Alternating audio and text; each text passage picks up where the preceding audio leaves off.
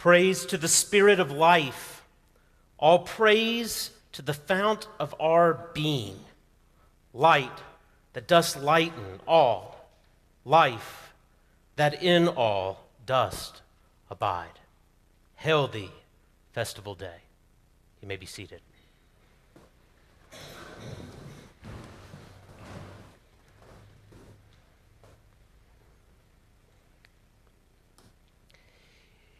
In the beginning of all there ever was, the first verse of the first book tells us that the Spirit of God rushed out as a mighty wind across the waters of the deep.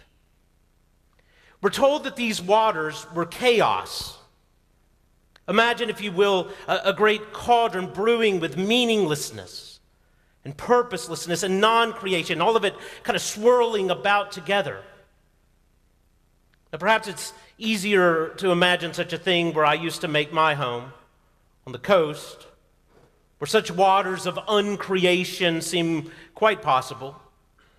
So much so, in fact, that we gave them names: Camille, Katrina, and Harvey. But those primordial waters over which the Spirit rushed, well, they were all that and way, way more. For in them all the forces of nothingness churned until finally that Spirit rushed and a new creation came into being. For over that soggy mess, a shout went out, a let there be, and there was. Out of even that chaotic swirl was called forth purpose and order and definition and meaning. For that shout went out and it shouted life. It always shouts life. And thus, with that rush of wind and that voice, the waters were finally driven away, banished, and new creation overcame it all. And there was but one word for it all: good. Well, maybe two. Very good. Yet this creating God, this rushing Spirit, was not near done. For after all that, God drew nearer, bent low, and like some child playing in the dirt, started molding and forming an image out of mud. And then with another shout, or maybe it was a whisper, perhaps it was even more of a lover's kiss, who really knows, God blew his Spirit into that dirt, and once again his Spirit rushed, and as it is, wherever that Spirit rushes, a new creation was once again formed. You and me. But for some crazy reason, humanity has always had some fetish for the mud, has always wished to peek back over into that watery, chaotic mess of nothing that God wanted gone forever. And so we did peek, and then long, and then bite, and then share. We always share. And with that, the waters rushed back in, flooded over us all and that good creation too, until much of it took on the look of nothing so much as an old swamp. Yet perhaps the greatest tragedy of it all is we began to forget the way out of that chaotic muddle. That the way out of nothingness is always the rush of wind, the Holy Spirit of God. We forgot how new creation is always built. And so we tried to build one on our own, to impersonate the image of the one in whose image we were made. But we built not in order to build monuments of goodness and order and meaning, just monuments to us. One such structure was called Babel. It was this great tower, and humans built it as a shrine to us. We thought through its building that we could somehow become like God by building like God, as faint a copy as our building could ever be. But we built away this monument to our own glory, and we built it strictly out of our own resources and solely for our own shallow purposes. And we told ourselves, this tower will reach all the way to heaven. This tower will be our assault on the very domain of God. And we called this tower Babel. But at the end of such an endeavor, as is the case with all such human endeavors, it failed.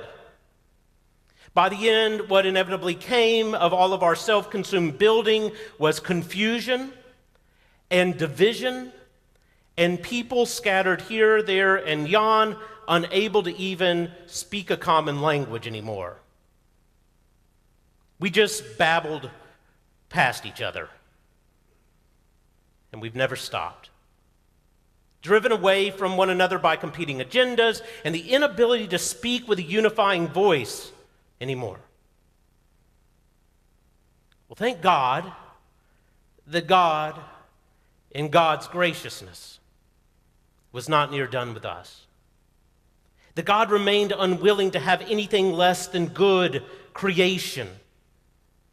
And thus God came low again and wrote with his fiery finger on tablets of stone a law of life, a way to be that would allow us to be other than just the broken ways which were making us unable to truly be.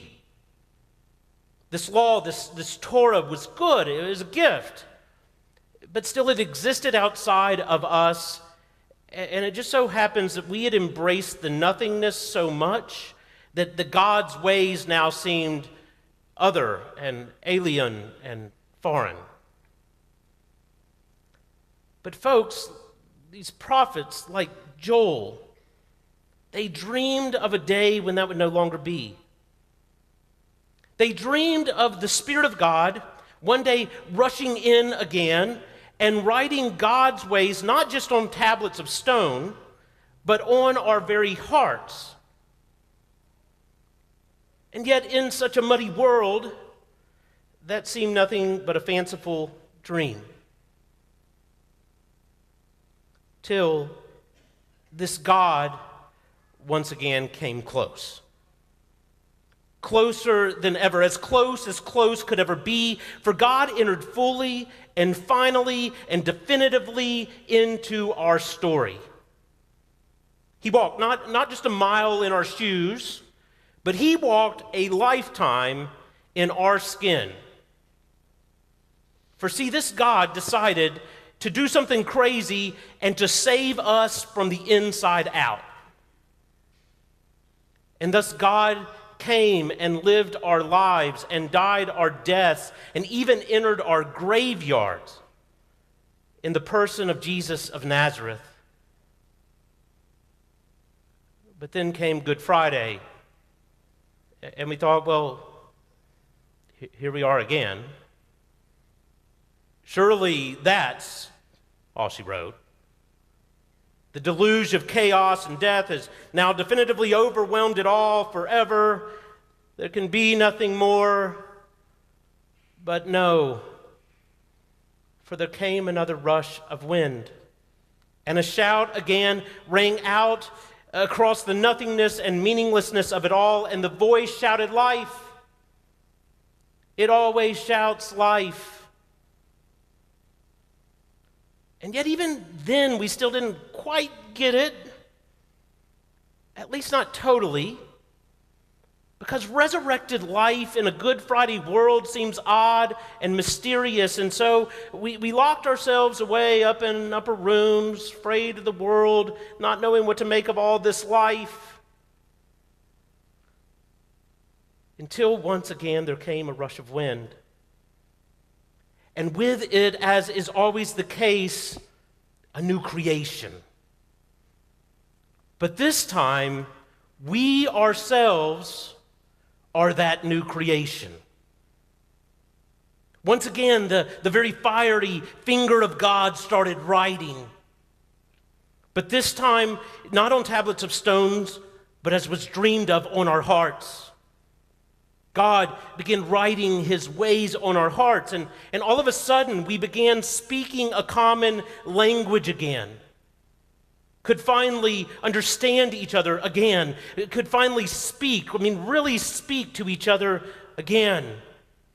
Could finally be understood to one another again.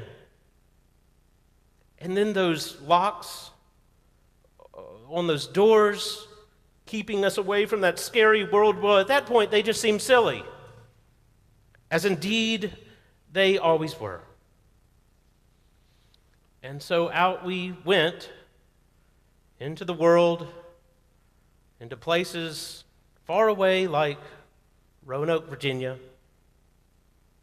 speaking a language of wholeness to a muddy, broken place. And with that, there was indeed a new creation, a creation called church. What is the church? The church is this called out community of God's new beginnings, filled with a spirit of redemption that breaks all shackles, that loosens tongues, that allows us to join in the shout of life, even in a world that too often shouts death. Who is the church? It's us. It's all of creation being brought together and made whole. It's those of us who know that our hearts are being written on by the very finger of God. It's us who are learning his ways as opposed to the world's ways, not as ways external to us anymore, but as the deepest truths of our deepest beings. Where is the church? Well, surprise, it's not just in here. In fact, it's mostly out there, at work in the world. It is never locked behind closed doors, huddled in fear. It's out there, shouting life, speaking a language that unites, proclaiming to those in great need that though through the deep waters God calls thee to go, the rivers of woe will never thee overflow. For resurrected life is now flooding the all of everything. On Pentecost, the Spirit of God once again rushed out and started creating something new. And that new creation is called you and me. That new creation is called church. And there is but one word for it: good. Well, maybe two. Very good. Happy birthday, church. Let's join together and welcome in some new people into the church through baptism.